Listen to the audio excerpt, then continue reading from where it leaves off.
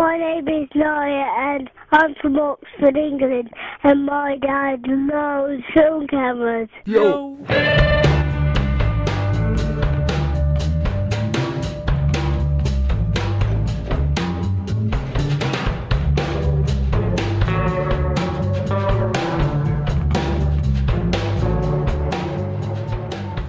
Hey, I'm thrilled to be here at the Finlay Inn and Conference Center in the Presidential Suite. Back at the Presidential Suite. Still here at the Presidential Suite. The red carpet gets rolled out every day. I wake up, I walk out into the hallway, and the carpet's like... It's like, Mr. Rasso, your continental breakfast is ready. Here's your slippers and your paper, sir. Sausages today or bacon? Bacos. I'm thrilled to be here broadcasting from beautiful downtown Findlay, Ohio. Of course, with native Ohio. Well, maybe not. No, you're from New York. You're from the East Coast. Connecticut. Yeah. Mr. Matt Marash, everyone. Hey, how's it going, guys? Ms. Leslie Lazenby. Leslie Lazenby, who is an Ohio native. And off microphone, Lauren Bagley.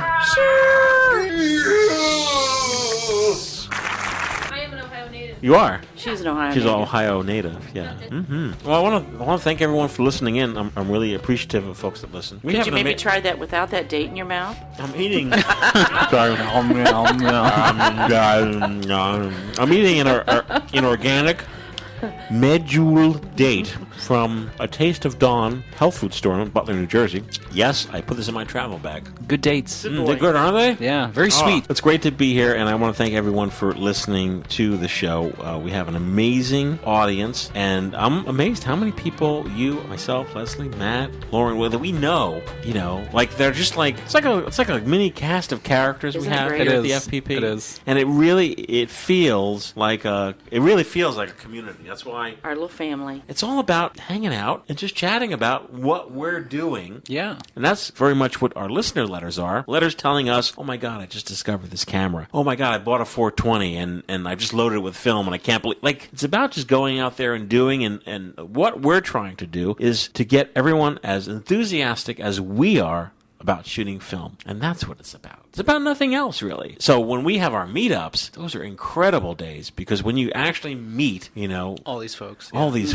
It is indescribable, because all of a sudden, everything lines up, and you're in the room with those people who have been listening to the show, feeling like they've been part of it. Yep. Because they are in many respects. What show? And for the most part, that's why everyone's so excited. That's why sometimes the last shooting doesn't get done. It's just everyone just standing around talking. Yeah, exactly. Just getting to know one another. Yeah. Because we already know everything about each other, but we just get into it a little bit more. Yeah. So, and I always think of what is the large format meetup that happens every year? Photostock. Photostock is June 20th through the 24th, I believe, 2013. Starts on a Thursday. There are also photographic workshops starting on that Monday, hosted by Bill Schwab himself and a good friend of his, Clay Harmon. They'll be demonstrating polymer photogravure as well as wet plate collodion. So, whoa. Hardcore stuff going on. Alternative process. Lots of great guys. And, of course, a world-famous local brew, Oberon beer. So, Is that right? The way you describe Photostock, I have not been yet, but you made it sound very inviting. Like, if you went to Photostock and just were shooting 35mm film, like no one would... You don't even have to shoot to have a good time at Photostock. That's what's cool. Yeah. When you think of large format, you think of a bunch of grumbly guys. Bark at you. I feel like those guys... 64! I feel like those guys don't show up. Okay. Only the cool guys show up. There are guys who shoot who are like that. any format photography who don't want to interact with anybody. They just go and do their thing. And it's typically the same people that you'll find that are like kind of mean on the internet, you know? And the people who are tend to be super positive about it are the ones that show up in force. Super positive. From a much older show from the archive, when Dwayne Polkey was on, he described a scenario where he went and he had his large format camera, and he was set up shooting an exterior, and there was another large format photographer, like, I don't know, 20 feet, 30 feet away. I remember this, yes. And they didn't talk to each other. Like, yeah. Like, he looked, no interaction. interaction. No Yeah. interaction. But, not everyone's social. No, but I feel like if you start going to these social events, and they aren't for everybody, they really aren't. But if you enjoy getting out there and interacting with people that are interested in the same thing you are, you'll find you come out of it, whether or not you shot or not, with more enthusiasm than you had before. And there's going to be something new that you love. You'll probably buy something. Yeah. But it's a good time, and I lament not working as much in the summer because I don't have as much money coming in, but I'm doing all these cool things that I saved up my money for so I can do them. Everyone listening, thank you for being on board, for listening to the show and taking part, and I hope that someday in the future you can come to one of our meetups. They're not going to happen as much as they used to, but the ones that we're going to schedule, we're going to try to beef them up and give you enough notice that we're hoping that maybe you would consider buying your Greyhound ticket.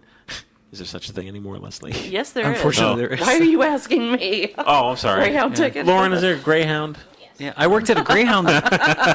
Mike, I worked at a Greyhound stop for like 5 years in college. You did? Yeah. Worked at Train. the Taco Bell subway. Did you say, all aboard? I heard, you could smell them coming off the bus. What does that mean? Yeah. Oh, yeah. Ooh. Cheech and Chong. Oh, yeah. Okay. Yeah. Anyhow. So maybe you folks would actually consider making an FPP get-together a destination, as opposed to thinking, when are they coming to my town? We're not like a traveling carnival. No. We're not a band We're of like a gypsies. carnival, just not traveling. We're not a band of gypsies. Like, we don't have like a covered wagon where we're like going to come through your town and put on. Like, it's becoming less possible. We're becoming more realistic about it. Yeah. Because at first we're like, okay, when we're going to go to, when are we going to do this? When are we going to go to that town? Wait a minute. There's only so many days in the year. So anyhow, well, thanks everyone. But think quality, not quantity, too. I mean, these meetups are gaining a lot of steam. There's more stuff featured. So anyone that's been to our UK meetups knows how much fun it is.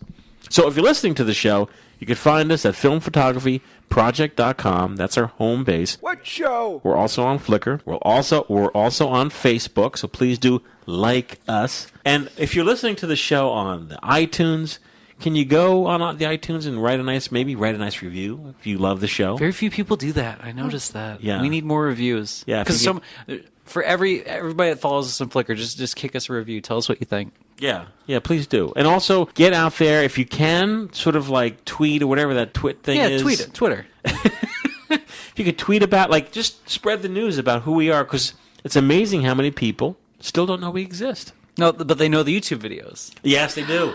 They always know the YouTube videos. People think the YouTube videos is the podcast. Every other letter I get is I came here because I saw the YouTube video. Do you happen to... Well, yeah, here's the episode. Right, absolutely. Yeah, YouTube is amazingly popular. It is. Do you know that children today, all they do is go to YouTube? They'll spend a whole evening on a device that's the size of one of those eye things. What's that called, Lauren? That's her DS. This is an old. That's pretty good. That's flips up. Yeah, but it doesn't do YouTube. But the 3DSs. Okay, what do you have over there, Matt? I got an Android. An Android. You can watch YouTube on that? Oh, yeah. Yeah. This thing's hooked up to the Google. You know, when YouTube was launched in 2005, I was like, movies on YouTube or movies on a little screen. I'm like, no one's ever going to want to see a movie unless than like a widescreen in their living room. Now it's a majority of boy, was I wrong. Yeah. The Google. Probably Leslie, should have bought stock, huh, babe? Boy, was I wrong. Kids have no problem watching anything. Oh, no. I mean, they've got... They'll watch Life of Pi on a screen that's 6 inches. Well, till they hit 40. Hours of, Then they've got to have a magnifier. Yeah. If anything... People should become optometrists. Yes. Because everyone's eyes are going to go to SHEET. Yeah, have on a handbasket. Sheet. Yeah, no doubt. So today, why don't we jump right in? Thanks, everyone, for joining us. Here's a quick email from Johnny Bryan. Johnny is a huge FPP supporter, and he says, I've also been looking into what to do about cameras that use mercury batteries. A few months ago, we talked about mercury batteries. He says, you covered it pretty well. I don't think the wine cells are a good solution, as they only last 1 or 2 months. Mm-hmm. Although the voltage is correct. He says, I found this on the Butkus site, Butkus. Of course, the Mike Butkus site, Orphan Cameras. Mike Butkus, if you buy a vintage camera and need a manual, find it on the Butkus site. And guess what? It's free. Mike asks for a small donation, which you should do, like John Fideli did. And you should never, ever think about reselling something you download from Mike Butkus. I always tell Mike in emails, I'm like, Mike, it's okay. We love you. Because what you do is so important. It is. People nick his files and then sell them. It's horrible. Can't imagine that. I mean, the guy works so hard. I mean, almost any manual he's got on there. Yeah. For free. People like bundle them up on CDs and sell them. That's horrible. It's awful. It is awful. Help a guy out. Kick him $5. Exactly. So Johnny Bryan says that on Butkus.org, it's Butkus, BUTKUS.org /Chinon, CHINON, /BATT-ADAPT, ADAPT, US.PDF. Apparently, it's some kind of adapter kit. Do you know about it? There are numerous. I'm not sure if this is the same one. Some of them simply make collars. Oh. Drop it in, put 76 batteries in them, things like that. Oh. Just adapt a smaller like a collar, meaning circular. like just It'll hold the batteries until it gets the right amount of voltage, and then you the just... collar is like the collar acts as a step down, or no? No. It just holds a bunch of batteries of smaller voltage. No. It's a step downer. Oh, it's a step single downer? Single Oh, okay. battery step downer type of thing. Just so it'll hold a smaller battery in that battery compartment in the proper location. Yeah. Johnny Bryan says, I'll let you know how it works out once I receive the kits and build a few. Please do, Johnny, because they're... Absolutely. You're buying a lot of vintage cameras that need those old mercury batteries. And we'll put a link to that in the show notes so people can also go there and check that out. Our show notes, which are available at filmphotographyproject.com, click podcast, and you'll see our shows, what show, and you'll see notes for every show. So if we talk about something, you can go to the link. And, of course, our good friend Alex Laux, our resident Canadian FPPer, writes the show notes. All without an accent. That's right, yeah. What if you took the time to write out the accents? Our good friend Tony Kwong says, just to let you know, I recreated a list of Polaroid instant films based on a bunch of Polaroid documents. Now with more dates and descriptions, as well as alternate names for identical films, and a few identical names for different films, this list may look similar to the one previously on Wikipedia, as I did contribute much to that list previously. And of course, Tony contributes to camera-wiki.org /wiki, W-I-K-I, /Polaroid _instant_film. Leslie's writing this down. You bet. That's quite a list. You. As should you. Thank you, Tony. Tony always keeps us up to date. And I think Tony is the guy who originally hipped us to what a Tim Tam was. The Google. Yes, Google he is. it. He Tim is. Tam. He is. Tim Tam Slam, you can't beat it. Never had one. Oh, you will. All right. Okay. Matt, you're holding something up. Do you have an email to barrel through? I sure do. I'm just trying to think of which ones.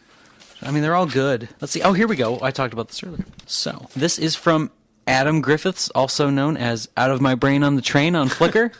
He just wanted to say, Mike, my order got here super fast. Amazingly, from the USA to New Zealand in less than a week. First time shooting Portra 400, and I'm so looking forward to it. Oh, wonderful. So we were chatting about light meters Yes. a couple months ago, and he had a couple questions because he just can't seem to get them right. He's bought 3 now, all from a local version on a local version of eBay, and not one has worked properly. I use my phone app, but it's so wildly inaccurate I can't use it for slide film and don't really trust it anymore. My favorite cameras are my Lubitels and my Shminas, and I love the crisp, crunchy lenses.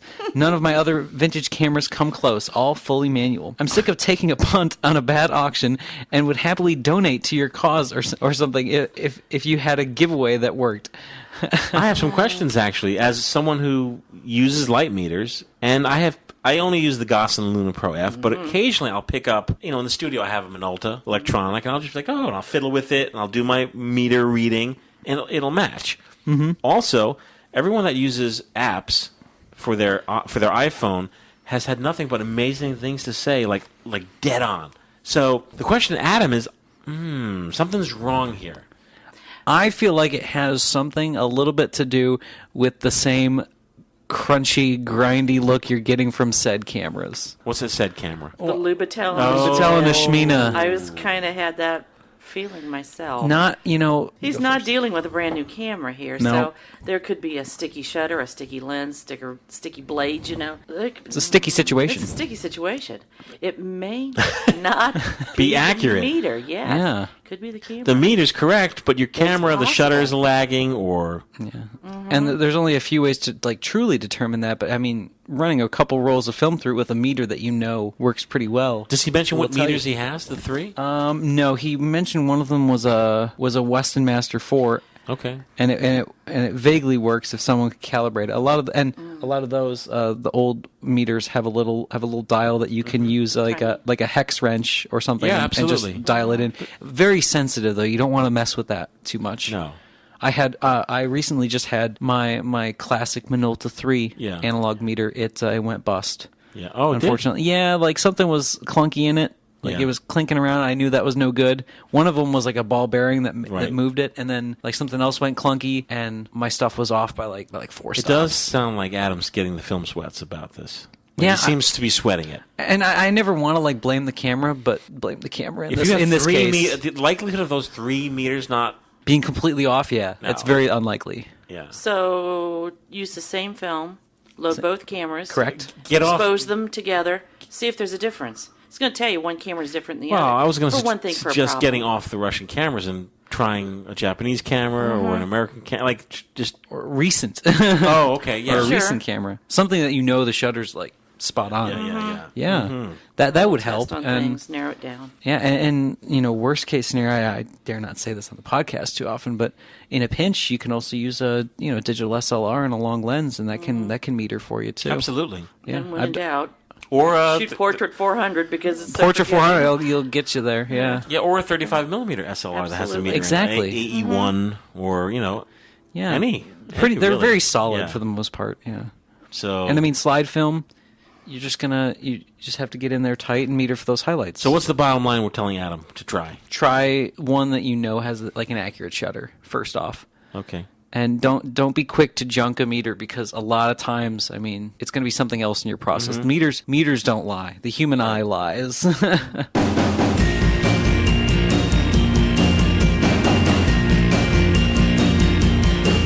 We're going to take a quick break. When we come back, we're going to talk about, we should probably talk about this amazing Nikon F1.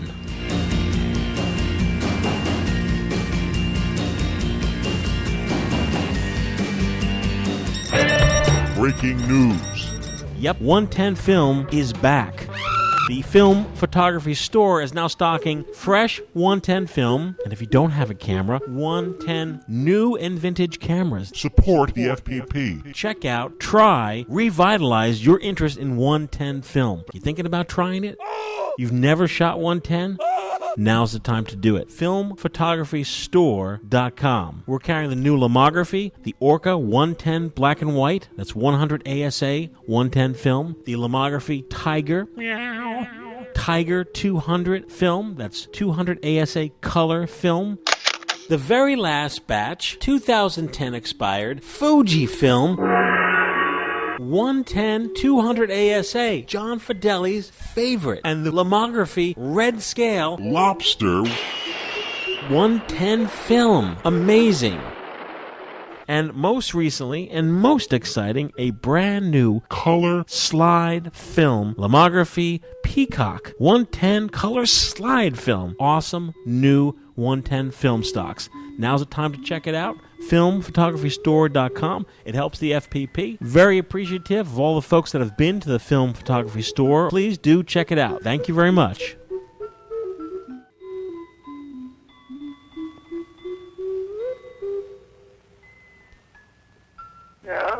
Because I'm a professional photographer, people often ask me how to get their money's worth in a pocket camera. I recommend the Minolta Pocket Auto Pack 450E. It has an all-glass lens, not plastic. Plus, the Minolta adjusts automatically for the correct flash exposure as you focus, for beautiful stop-action pictures. And for dramatic close-ups, Minolta has an added lens. The Minolta Pocket Auto Pack. Get a whole lot of camera for your money.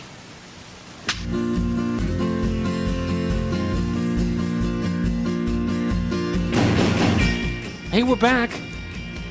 Hey, I remember, I think 2 years ago, we had the Nikon F2. Mr. Dan Domi had his F2. Yes. Everyone marveled when they looked through the eyepiece. Oh, that was the FE. Oh, FE? We had an Yeah. FE? Or Was he an FE? wasn't it FE2 or something? There was an FE2, FM2, but... Was it there's an FM2 maybe? F2. Yes, it was much newer, I believe. Yeah, it was because it had a by the nice, way, it had a smaller. big bright We marveled at viewfinder. looking through the eyepiece. But a lot of the classic Nikons, I have to tell you, when you look through the eyepiece, look so amazingly. I can't describe it. You have to look through the eyepiece when it looks bright and crisp and nice. Nicey nice. Nicey nice. Now, is this, how many Nikons do you own? And how recently, how long have you had this? You know, I think I only own two. many questions. No, I own 3 Nikons. I found one on the shelf when I was cleaning the Mecca. I thought it was an empty box. Doggone it. I'm just not used to seeing there's the Nikon. There's a black FE in there. I didn't even know I had. Yeah. But that happens all the time. This is an orphan. Oh. This came in the front door in a box with a bunch of Exactas, and they treat them like a little box of puppies. They come in, they drop them, and they run. And I look at them and I go, oh. That's And I can't let. And I'm looking at this. I'm like, it's a beautiful Nikon F. It's a beautiful classic looking camera. And it's got a 1.4 lens. First 1.4 lens I ever owned. So I don't. It's called a Nikon F. We call it F1s now simply because the next generation. It's called the F2. Camera had a life of 1959 to 1973. Pretty amazing. This is the Vietnam camera. Is that right? They were Yeah. issued. It was what a lot of photojournalists used. This Wait, thing whoa, would whoa! just Did you take- say 59 to 73? I said 59 to 73. Wow. I mean, that's a long time. That's For a camera you could model. have kids before a new camera came out. Wow. If you were around having kids in 59. Yeah, I know, but just wow, it just seems like a terribly long time. A lot of people considered it really the first professional system SLR. It had interchangeable prisms, viewfinders. It had interchangeable backs. You could put the 250 shot back on this. What would when you say change a view, change a prism? What does that mean exactly? Prism finder. You could have one you could actually look down into. The or waist level standard finder. Waist level or a pentaprism. That's changeable. Flips around. Yes. Changeable. Flips out, comes out. That's awesome. Yeah, pretty slick. Yeah. And they call it the F for the F in reflex. That's where the F came from. F. Also had a titanium foil shutter. Whoa. Rather than cloth. Okay. You couldn't burn a hole in it by leaving it set out. It's not going to go bust very easy. They estimated that shutter would last 100,000 fires. I thought to say years. Years. Oh, so Of course, this is also the 100% viewfinder view. Okay. May I look at it? Yeah, absolutely. While you're talking? They also did the bayonet mount. A lot of other people from that 59 era was using the 49 thread, and they came out with the bayonet mount. So, pretty sweet little camera, especially since it was free, especially since it had a 1.4 on it. Isn't that nice? And It's substantial. it is. It's just a meaty camera. Yeah, that's what I would It call really it. is meaty. Ooh. It feels good too. I have thoroughly enjoyed using it. 1.4 lens, that's no depth of field. You gotta nail it, but Is there? Did you mention? Is there a meter in here or no? I don't see one. No, I don't. No, there's no meter in that particular one. But I rarely use them anyway. I'm studying 16. And you think that military? So Korean War, Vietnam War, For the photojournalist, photojournalists, Watergate. maybe. Who's talking? Not me. What is? Yeah, exactly. What is Sunny 16? Sunny 16. You put 400 speed film in your camera. Mm-hmm. You match that to your closest shutter speed, probably 1/500th of a second. I'm doing it as Leslie's talking. And if it's sunny out, set your lens to 16. So if you do not have a meter, you've got a really pretty accurate way to guess what your exposure is going to be. Okay. If you shoot 125 film, Yep. then put your 125 in, set your shutter speed to 1/25th of a second, and 16 if it's bright out. Okay. A And little overcast, drop Yep. it down to F11. Gives you that good starting point. Yep. And you can go online, I think, and search Sunny 16. And There's a nice little wiki article print a little chart out. Yep, a little Sure. cheat sheet. Yeah. Yeah. It's interesting. We just read that letter from Adam who was talking about the light meter. And I don't think you really have to get too nervous about worrying about if you have a manual camera measuring light if you follow Sunny 16. I don't know if Sunny everyone 16. knows about Sunny 16. And I feel like there's people that like they have practiced it, therefore they just kind of get to know it, and then there's the people that have been leaning on an auto exposure meter for long enough that they get kind of scared when they're without the meter. Freewheeling. Mm-hmm. Yeah, and I mean it is nerve wracking if you don't have your meter sometimes.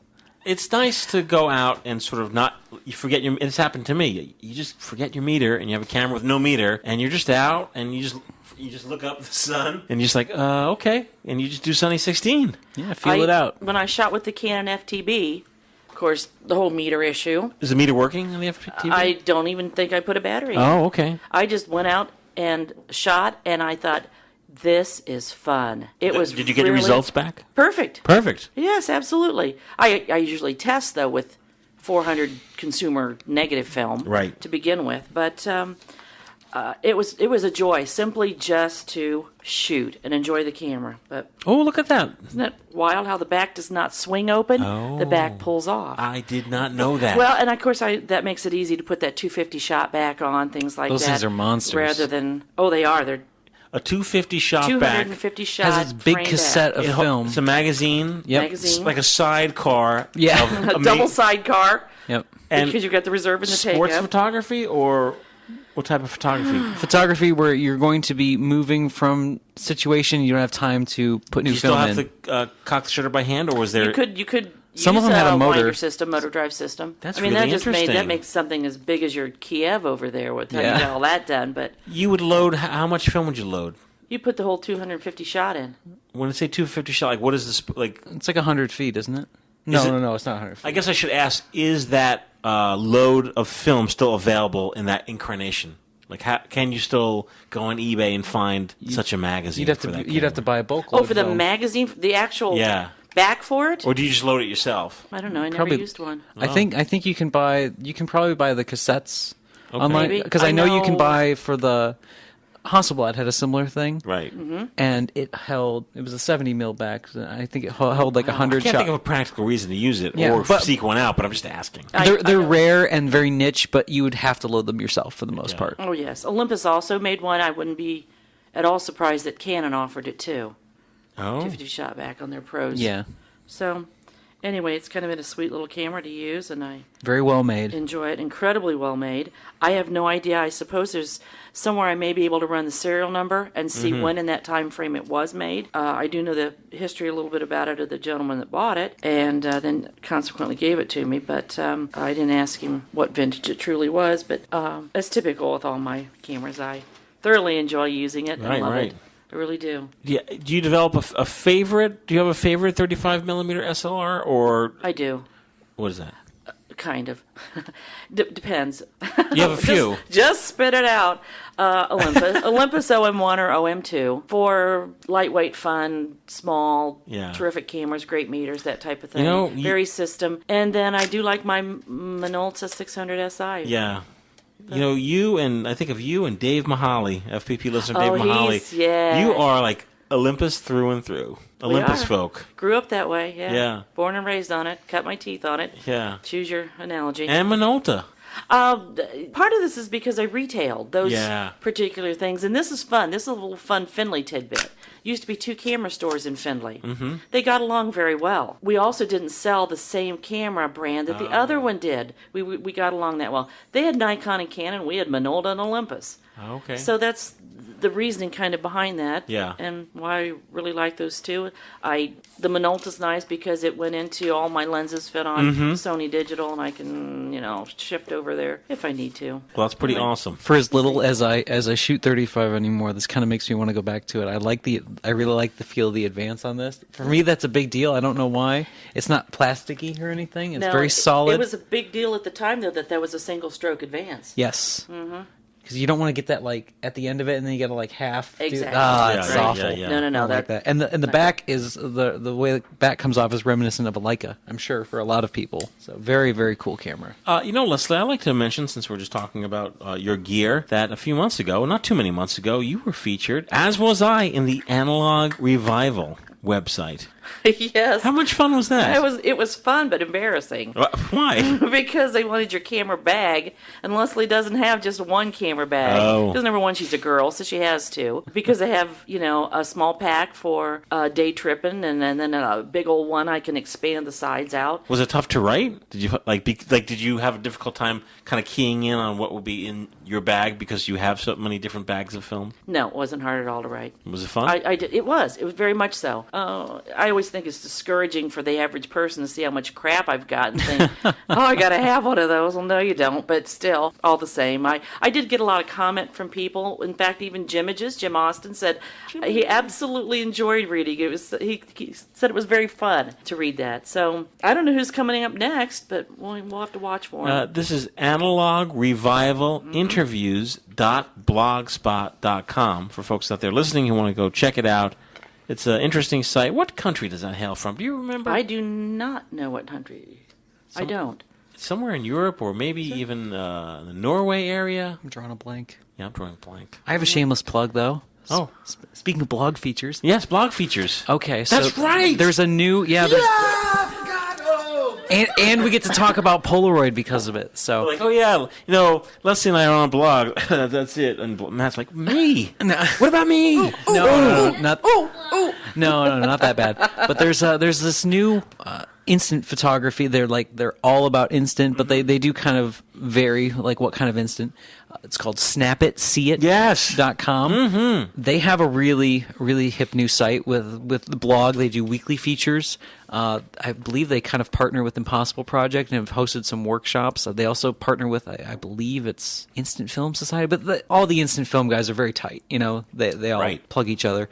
But Snap It, See It asked me back when they started if they could do a feature because they wanted somebody who was doing the large format stuff. And I was like, oh, why don't you get somebody who's good with it? but they said they really liked the 8x10, so they did a feature on my Polaroid stuff, which features everybody in this room right now, those portraits, and so just some other random stuff. But it was really cool. The interview process because you're like, oh man, these are like really deep questions. Can I even answer these? Right. Wow.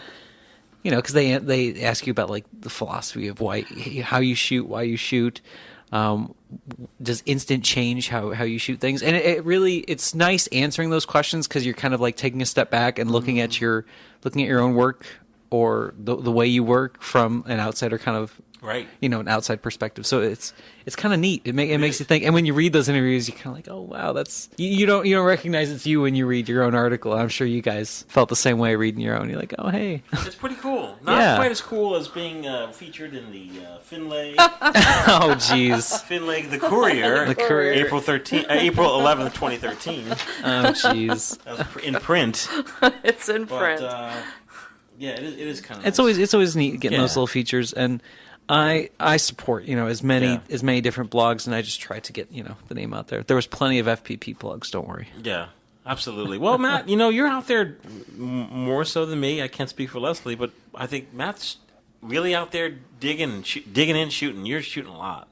Oh well, it doesn't feel like it anymore. I felt like I spent most of the winter printing, and like the spring, it's picking up steam. Yeah, but I'll hit critical mass by photo stock. That's the goal. I have a letter here from Min Soo Kim, and it's sort of a touchy topic, interesting topic about copyright. Ooh, and a lot of folks who listen, I've seen many posts about people get all steamed up about if their images get used in a blog without their permission, and some folks we know even like stamp in their brand on the originals. Yeah, on the originals, like our good friend Scenes of New York. Scenes of New York, yeah. Min Soo Kim sent me a letter, and he says, recently I saw a photo essay from Online Life magazine about interracial marriage back in the 1960s. I was very touched and interested in the essay by the work of photographer Gary Villet. That's greyvillet.com, GREYVILLET.com. As I summarized stories from several articles with one of Villet's image on my blog, of course credited to the photographer and the source with the web address. So it sounds like Min Soo saw an article online liked it so much that he basically wrote a blog about it. Like reblogged it. Reblogged it, Yeah. and used the image. He is saying, I'm wondering if posting won't cause any legal problems. Surely I am far from any legal issue and purely new to this. I don't want to make any trouble. I was wondering if you can give quick advice on this post, whether putting one of Valet's images on my blog may cause trouble or not. When I saw other photographers' galleries or websites, I saw statements like, reproduction is not permitted without prior written consent and authorization. Is my post a reproduction? Should I get permission or authorization from Gray Valet's family? Would you mention a bit about this on the next podcast? This is a topic that happens every day. And copyright is a huge gray area. It is. Especially on the I internet went to a right couple now. seminars on copyright with images. It's The web is the internet is the Wild West right now. correct. It is. In fact, that was the first thing they asked in the seminar was, how many of you believe if something is posted on the web that you do not have to ask permission to use it? It's like everyone. Majority of people believe of that. hands went up. Yeah. Now, that image is 1960 or so that was referenced. Mm-hmm. If there was a copyright on it, it's probably not good anymore unless... It doesn't matter. The state probably has it. Unless it was renewed. The estate. And if the person has died, who owns it? The estate. The Like whoever took over. The estate, But unless not he sold it. Not necessarily, because life. I have 3 mass collections of negatives from 3 different photographers in Findlay, and I wanted rather to protect those images from people copying them and using their historic images. And that was the question that I was allowed to ask the copyright attorney. Mm-hmm. And he said, you cannot copyright a single image. Why? It does not belong to you. You could not. I cannot. I can produce a book or a portfolio and copyright that, Your work. but I cannot copyright his image. So You were not in touch with the family, or there is no family anymore? in some cases, there is no family. Public domain, I'm not sure. You have to prove you did your best to seek out Absolutely. known family, and Well, how then about you're off the hook. Someone like Min Soo, who's basically Mm-hmm. reblogging and reposting without notification. It is a huge gray area, It is. Yes. and it happens all the time. I kind of, in situations like that, because that's a pretty straightforward just reblog. That's why we called it that. On many sites and on many microblogging sites like Tumblr and Pinterest, which are very popular right now with Facebook users and other social media. Oh, yes. Reblogging like that it's on Tumblr. It's required that you credit, like you link back, or else you're kind of like, well, it's not required, but they suggest it to you, like they offer it to you. If you post on Ladies Tumblr, and gentlemen, Lauren Bagley. Lauren, if you post an image on Tumblr, who owns the copyright? Do you retain your copyright? Yeah. Okay. Well, what Same happens as is with if you Flickr. What happens is if you reblog an image on Tumblr or Pinterest, usually the source is already there. So even if you put it on your blog, it says the source at the bottom. Unless, of course, you're somebody who, quote-unquote, reposts an image, which then you can't, it doesn't say who sourced it. You're putting it on your blog saying, like, oh, look at this pretty image. So, like, that could be for, like, anybody from, like, artwork to pictures or anything else. And that's how it's becoming a gray area, is because people aren't crediting properly. But if you do credit, does it still make it right or wrong? Will someone see one of your illustrations, right mouse click, save image as, and then put it on their blog, but forget or not even think to give you credit? They could if they wanted to. Happens all the time. But there's a way, at least on most web browsers, if you right-click an image and you say copy image location, you go to Google and you put it in the image search. If it's not sourced and it's somebody else's work, it will show up in an image search if you put the copy image location. Yeah, so it's an easy way to source images that aren't sourced. But if somebody reblogged my stuff, the copyright would still stay with me, and I would be like, yay, thanks for saving, like sharing my stuff, and because it generates traffic for me. Yes. Sounds like this gentleman has done the right thing by sourcing it and putting a link. Yeah, I would say he's done a fair share. I kind of also like to think about this situation as the kind of like the how we treat celebrity in this country. Yes. Where there's a certain expectation to privacy and getting your name out there until at what point does that become like slandering said person? Right. The same thing applies to content generated by that person. So this is a life photographer, and this is Min Soo's blog. He has obviously there's no commercial intent through it. He's given a source. Obviously, it's pointing to another blog post and just using a reference image from said blog post. There's nothing It's very different than someone who takes an image and then Just claims straight takes or claims it's their image. Absolutely. Exactly. So I feel he's done most of his part. Yeah. If you want to be extra cautious, you can always email the folks. But then most of the time, when you email a big name like that, they won't let you. They won't. Just No, from a legal perspective, always there's no way. no. There's no benefit for them doing such a thing. Yeah. So- Didn't you have issues with someone taking your images and putting them up as their own? On Flickr, yeah, 2 people now. No kidding. So, and I was like, they weren't even really that, they weren't good stuff, I didn't think. I've also had a person post on their DeviantArt account my stuff. What is Yeah. DeviantArt? It's another place to put, it's just another social networking for artists. How did you find it? There is a great little function tool that you can plug into Mozilla Firefox or Google Chrome. It's called Who Stole My Picture? Whoa! And you can right click. I right click my Flickr images because I am very loose with my Flickr images. You can download the most gargantuan size of my images, dust and all, and save them. I really don't, I don't police them that much, but I do check the heavy hitters, the ones that I actually have registered. There are a small smattering of images I have registered with the Copyright Office, Right? Because they made me money, and I want them to continue to make me Right. money. So I register them, and it's only a $45 fee. So How do you use that Who Stole My Image? when you right click, like Lauren was talking about for the copy location, the plugin generates a thing that says you right click, and at the top it says Who Stole My Image, and then it'll say now search in Google for people who may have stolen your image or an image that looks like it. And We're all And Leslie the- and I are like doing that. Bing. Right now. and then it generates. Yeah, I believe John Meadows, or it was either John Meadows or Dan Domi that showed me this program on Facebook. So Yeah. it was very cool, and that's how I found the DeviantArt user, because DeviantArt catalogs insanely well. I don't know why. They were like claiming it as their own, and when you look at the metadata, which is the data that like your Photoshop or your digital camera inputs on it, it still said it's Matt's computer. Like it's Right, right. So yeah, that was my image. But and after that, once you have that much proof, it's like, come on, just take it down. Yeah, absolutely. Well, it's interesting information. If anyone has any questions, podcast at filmphotographyproject.com. That was a really good question. Yeah, good question. If you want to get in touch with us. And when we come back, we're going to be talking about... You got to see the visual. Leslie is sitting here with like this big book on her lap. Yes. It's like bigger than a phone book. It is. It's way cooler than the phone book too. Yeah, it's just remarkable. We'll be talking about Kodak papers. We'll be back. I'm here in the studio with Matt. We're doing a live spot for the Debonair. Oh my gosh, that plastic, fantastic. Yep.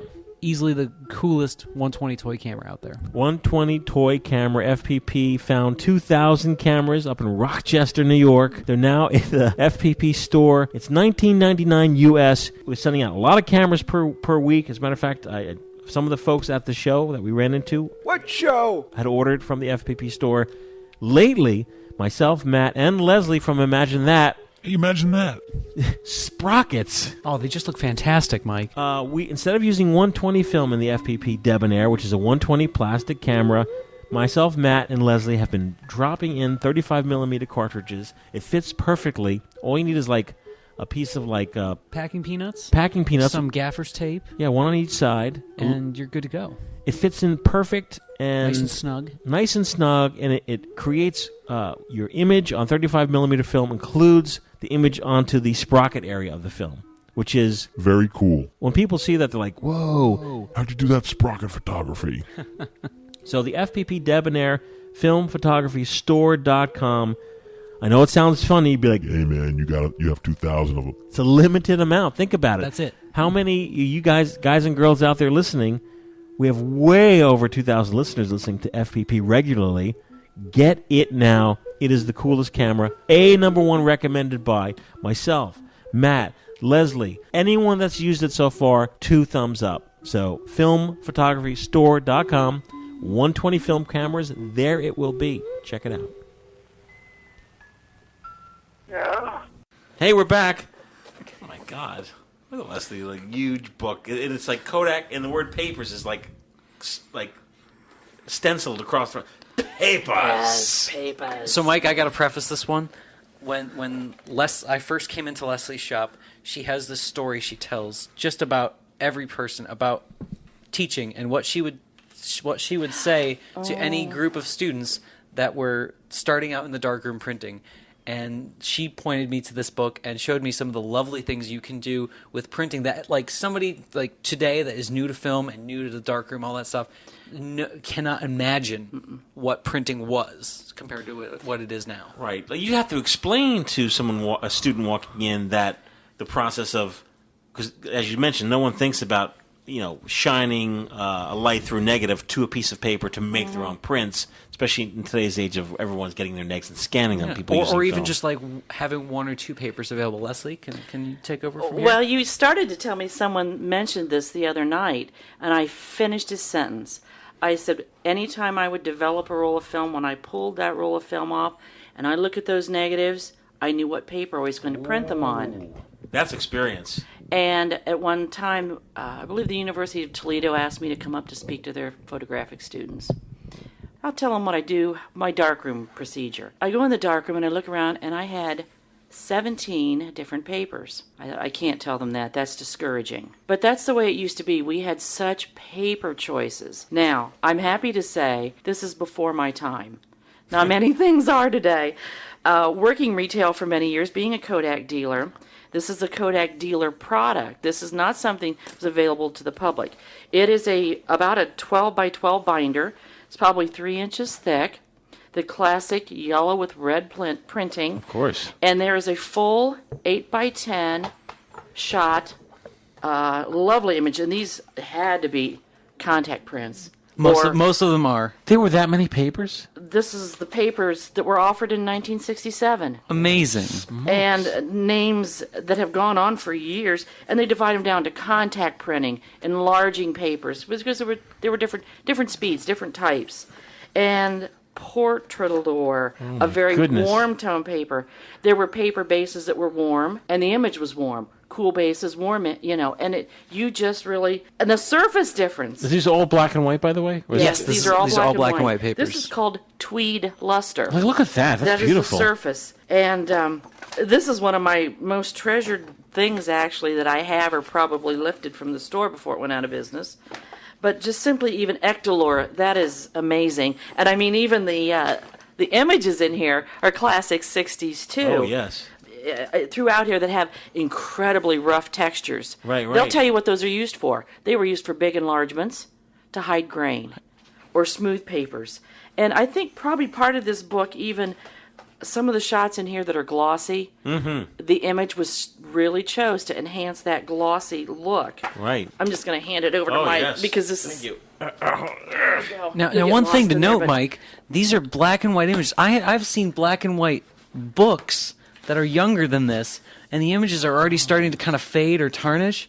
These prints look like they were made yesterday. They're not bad. There's a little bit of water damage physically on to the back of the book, yeah. But that's... The first thing I ask is like what someone would ask in today's day and age, because when people think of prints, people think, of course, today of buying.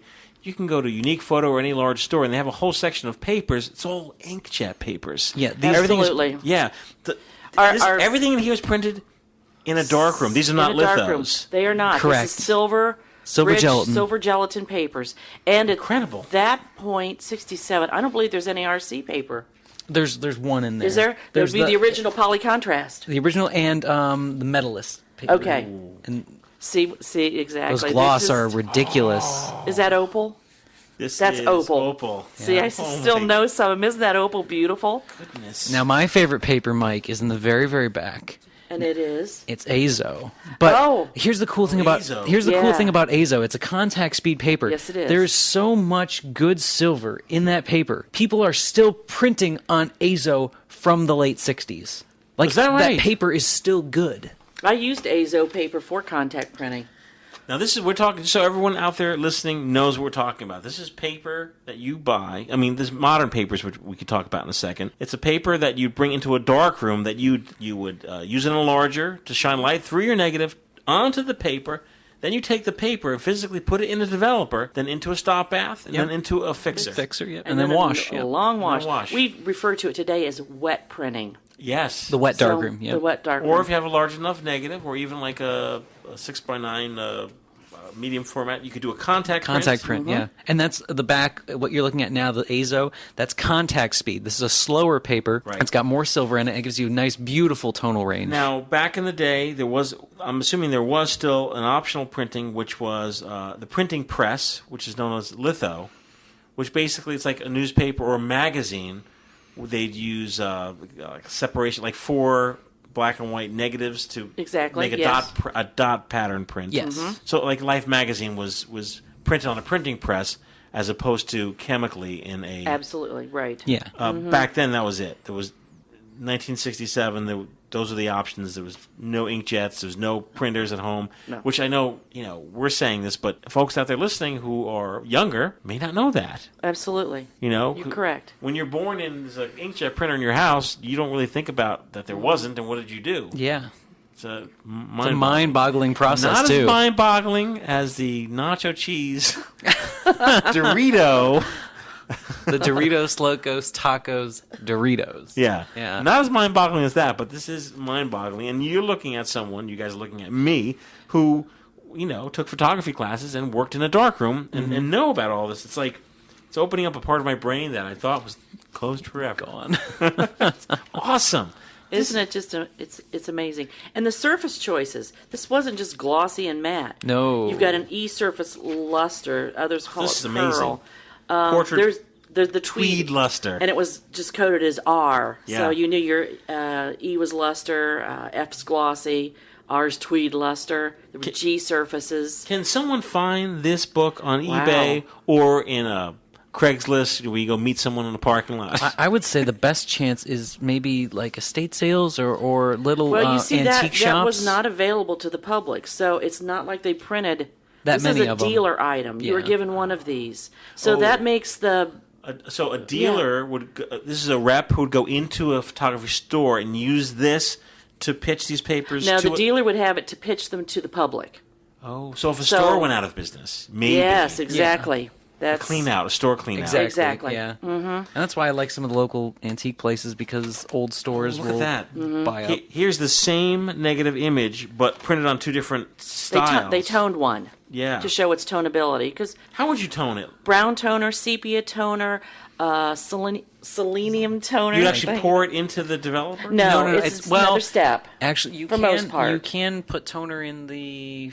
Some people tone in fix, but that's different. That's different. There's also... It's usually a separate bath that's done after washing. Brown... I'm getting numerous. excited about setting up the numerous enlargers I have at the FPP studio. Do it. And actually going into a darkroom and printing something. And I'm going to tell you what's going to happen. What? You're going to go in about 8 or 9 o'clock at night, and you're going to come out, and it's going to be 2 and 3 in the morning. Yep. You're going, what the heck? Because it's amazing. In high school and in college, I had never had me personally, I never had a great knack for printing. Is it the same thing as anything else you do in the sense that, is there a hump you get over? Or are some people good at printing and some people are just terrible at it? Well, I think there are people that, it does take time. There is that learning curve. Once you get past it, you're proficient in it, and then it's a personal choice. But I find there are people that they're shooters and printers. Right. Absolutely. And a lot of the great photographers you look up to, they're shooters, not printers. Mm-hmm. Yeah. But there are some people that do strike a fine balance. I'm probably going to be calling it 10 more years. I'm going to be way more into printing. I've competition printed for people for years. I can't tell you how many hours. Oh, you would print for people. People would bring you... Absolutely. Competition printed. Is there a paper, I'm going to call it the Kodak Portrait of Papers, a paper that's very forgiving that a novice or someone getting back into? Currently? Like a paper that's very forgiving, so if you're off a stop, that it will produce a good image, or testing in order to find, the proper time. Well, right. Papers today have a lot of advantages over older papers, because a lot of older papers also were graded. All of those would have been nearly all of them see, are there's graded, a polycontrast paper Ooh, there. Beautiful. Now most papers today are what they call the multi-grade or multi-contrast, which means you can grade them. So if you have a thinner neg, you can just throw it through a grade 4 or grade 5 filter, get that blue light on there, and print it acceptably. So, and to step back as to what graded paper is. Oh, sorry, yeah. They grade paper from 1 to 5 typically, 1 being a very soft or low contrast, 5 being an incredibly contrasty paper. Typically, you'd print on a 2 or 3, but if you had a negative that was off, that's how you adjusted it. If your negative was flat or thin and you needed it to be Right. punchy, you get a 4 or 5 paper. Yep. The question of the day, of course, is here's a book of black and white papers with dozens and dozens. How many papers exist today? Nowhere near as many as Minuscule. as did. Is it really minuscule? Is it is. shrinking It is. or is it stabilized? No, it's still.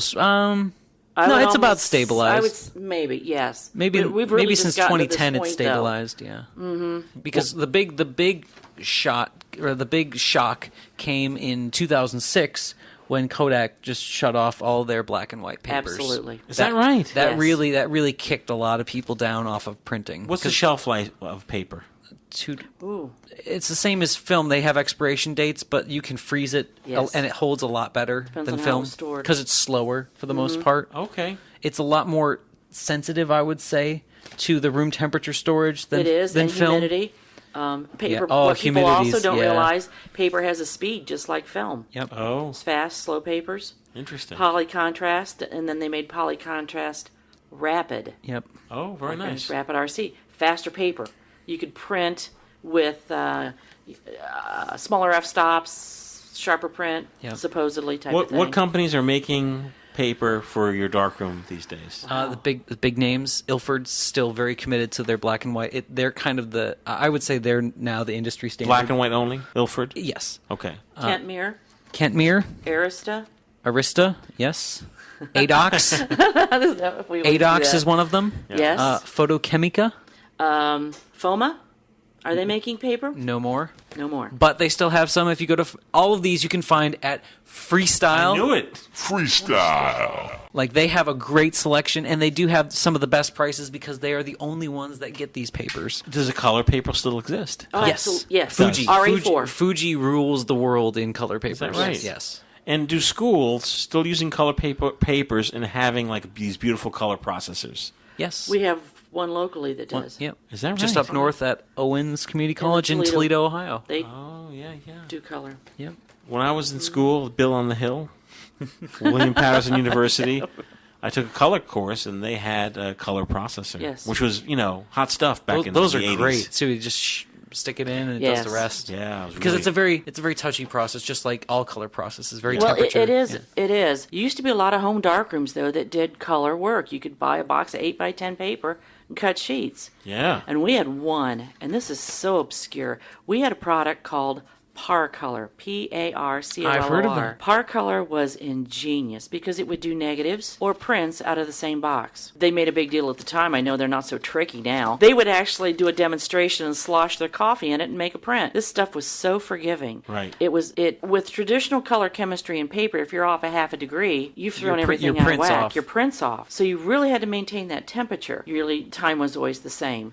So it's hard to do in the home situation to keep that temperature even. You make a print, you think, okay, it's a little too green, so I'm going to add green to it because of the reversal process. And you go back and you make your next print, and it's way off in another direction just because your chemistry's cooled down a little bit. Right, right. So it was treacherous to do. Are a lot of listeners and people we know are getting into home developing their negatives, making the jump from 35 millimeter to 4x5. What's the curve like? What's the vibe out there of people who want to start printing at home, but about basic black and white? I really don't think the interest is nowhere near. I think for printing, but the people that are into printing they're really gung ho about it, and they really take it by the passion. reins. Yeah. And it is a special kind of a mentality for printing because there's a lot of failure, and I mean compared to film, it's very expensive to fail now with some black people and don't white have the papers. space, correct? That's a big Space- issue. Space is an issue, but another big issue is just the time to build up that experience. Right. It's pretty easy to make an average print,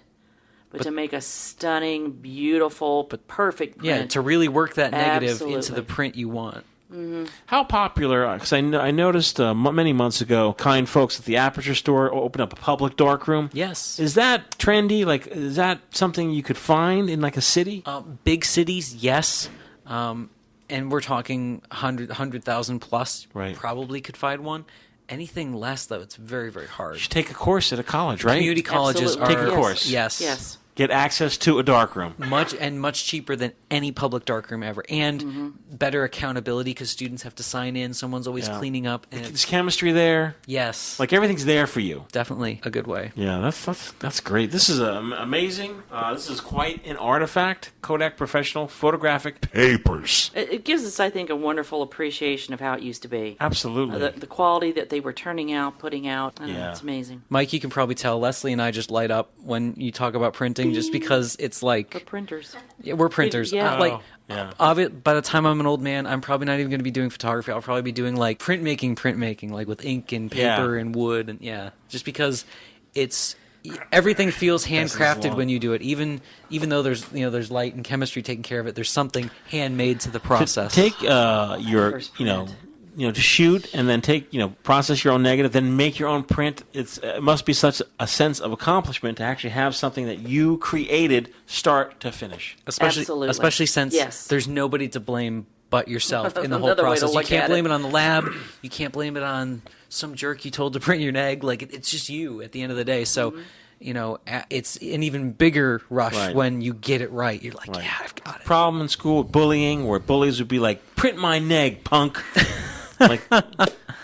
There must have been some kind of an issue because the University of Findlay used to have all of their easels. They would carve little notches in them, so they knew if it was printed in-house or printed commercially or who printed what. So you know what? You might just be right about that. I know Jeff does yell at students if they get one off the bat that he suspects I may have helped with. Mm-hmm. Yep, it happens. And these days, a darkroom's called a wet darkroom if you're doing chemistry, and a digital they darkroom. Call it a wet print. A wet print. It's called a wet print. Yep. Yes. You guys have a certain face on. Is it almost insulting?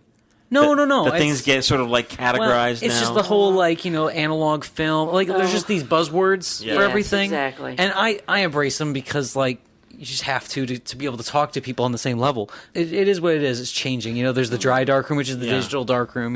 If you sit down with, let's say, a gallery owner, or if you're pitching a show, what show, to a gallery, do you have to actually explain to them? Will they ask, did you print this yourself? They will not ask. They don't.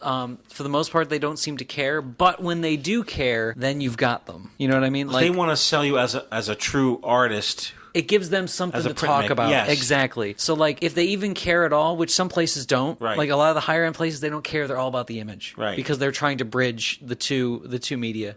Because it is. It's all photography at the end of the day. The places that are into the handcrafted element of it, when you tell them this is a selenium tone fiber-based silver gelatin print, they're like, whoa. Right. And they want you to explain it because then they have a bigger pitch to the customer and a better reason for making that much more money. If someone's going to buy something that they're going to put on their wall, when they're having their cocktail party, they got to brag about it. They want to brag about how this is not some laser print. This is not your ordinary print. Yeah. This is made in a darkroom. Exactly. Yeah. And that's why I don't buy as much photography today because it's not silver. Right. Mm-hmm. And they're cranking them out at home. And are there photographers who actually sell, let's say, on eBay, like artists who sell their work on or Etsy? Okay. Yes. Can I rant? Places. Oh yeah. All right. I know. I'm not going to mention names. It's going to be super positive, Matt. No, yeah. Because spin it, buddy, spin it. I respect the heck out of this photographer. Respect the heck. He sells platinum palladiums, but I couldn't imagine maybe selling them on eBay. But selling them because what's wrong with that? Well, I just thought eBay wasn't the place. These things are worth so much more. Oh, they kind of had that feel. I don't know, but what a world audience. Yeah, that's true. What a world audience. There are people who go to, for example, people who buy prints. film from FPP who don't buy from the site, even though it's cheaper. We'll buy it on eBay. They go to eBay because some people just shop on eBay. I do. Yeah. It's very strange. It is, but people will sell fine prints on eBay. On Etsy, it's the range of prints you'll find on Etsy is anywhere from they dug it up out of their attic, they're moving it to people that make their prints. I see a lot more Polaroid instant prints on Etsy. Is that right? Yeah. Oh, very much so. Yes. Are these landscapes, portraits, nudes? What sells? Landscape. Really? I would say landscapes because I haven't tried to sell on Etsy or anything like that. Is that right? Pug puppies. Oh, that look like Nikon cameras. Yeah, Yeah. But no, it's definitely not. It's definitely not what it was, where you could just like go into a gallery with these handmade prints, and someone knows what they are just by looking at them. Well, let me ask you a question. From a gallery perspective, and someone who has been showing your art at galleries, is it easier now only because it's been really the amount of photographers actually doing their own printing or professional printing when so much dig going on? Is it easier to get a show because there's so less people actually shooting traditional photography? No, I think it's harder because the value placed on a cell phone image printed obnoxiously large is equal there to process because, Is that right? because people don't care about the process. Yeah. I mean, this is 100% honest. Like, right. There will be cell phone shots that show up at very, very high-end shows that I'm used to going to, like regional shows, and they'll clean up and they'll sell. And the traditional stuff will kind of people don't care. Is it not pitched as it's not pitched as cell phone? It's just as you said, it's just about the image. It's about the image, or it's about this look, but that you know that the look is completely manufactured after the fact. Mm-hmm. So this is a whole other argument entirely about. Right. The do it in camera, do it after thing. But no, I think there's less value placed on it. But the people that respect it, or place it a little higher, right, because of it. But they're harder to find. They're harder to find. Is what it's going to say. Yeah, they are. But when you find them, you can get a really good relationship going, and you can really move some work. Yeah, and that's if that's what you're aiming to do, it's very, very hard to do. Yeah.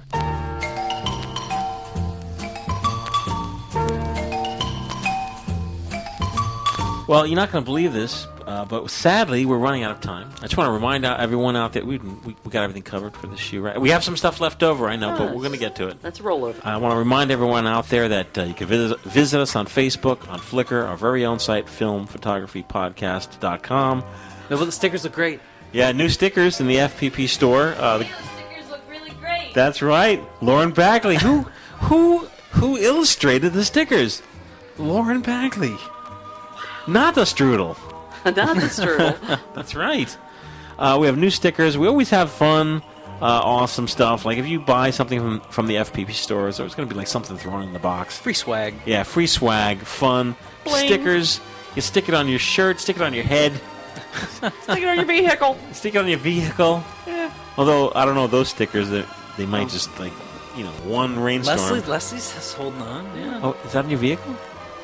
The original FPP round sticker? Oh, I'm afraid that one has... What happened to it? Did it just drift away? It peeled. Yeah, it got all... Because I put a magnet on the back, and... Oh, you did? Yeah. Did like a layer of plastic peel off? It just kind of bubbly, peely. Was it outside? Was it on your car? Yeah, it was on the Jeep, which I never put away. So... Let's see, how long did it last? This is the good testing. Maybe. Yeah, good. My gosh, I was on there at least 6 months. That's not bad. At least 6 months to a year, maybe. That's great, though. If you don't want to stick on your car to reduce the value of your car, put it on a magnet. I did. I just peeled it off, put it on one of those self-adhesive Did you replace magnets. it or not yet? Not yet. Mine's still on my tripod after a good year and a half, so... Yeah. Yeah, but you usually don't take your tripod through the car wash. Oh, look at that. Yeah. It's incredible. Yeah, we want to hear from you out there. Podcast at filmphotographyproject.com. Let us know what you're up to. Let us know what you're doing. If you have any questions, you can send it our way. We also have a YouTube channel. Lots of stuff going on. All about film, all about fun. It really is. And we're going to see you in only 2 weeks.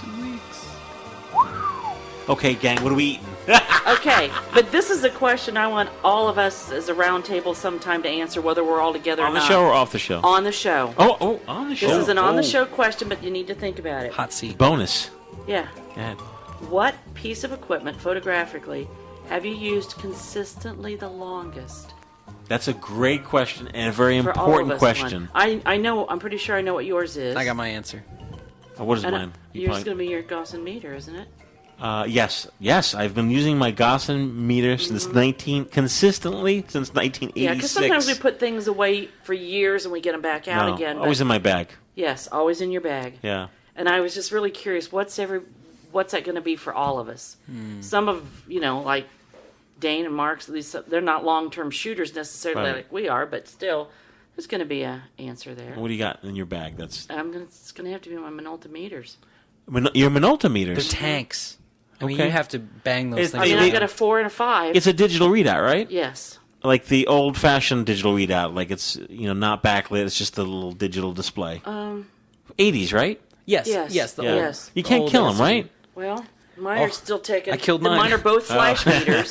I but, banged mine up though. It was I mean, like, the 5 though was. mine was a 3. The, So the meter 5 came with a manual like this, 8.5 by 11. But still. Folks out there listening, what's been in your bag? What do you consistently use nonstop? It's like, oh, you're right. That is always in my bag. It's always there. Podcast at filmphotographyproject.com. Let us know. And feel free to attach a little JPEG, too, There you go. of your stuff. We'll post it. We'll talk about it. And we'll be back very soon with some more shoes. Always a lot of fun. I hope you're having as much fun as we have. And as usual, of course, we're going to leave you with some great music. And by the way, in case you didn't know, that's my new phrase. In case you didn't know, the music you hear is all generated in-house. We're a little mini factory here. whoa. We're out shooting, but when we're not shooting, sadly not us right here sitting, but the other guys, the other gang, John Fideli, Mark Dalzell, Dane Johnson, and all their pals, like Kilsey, Darren Pancho Riley, now Darren Ballard Riley. This music is all made by these folks. We're just groupies. Yeah, we're just groupies. We're the groupie part now. Yeah. So this is our own homegrown blend of music. Check our show notes if you want to support these artists by buying their albums, and we'll see you real soon. Awesome. Hey guys. That Pancho stuff is great.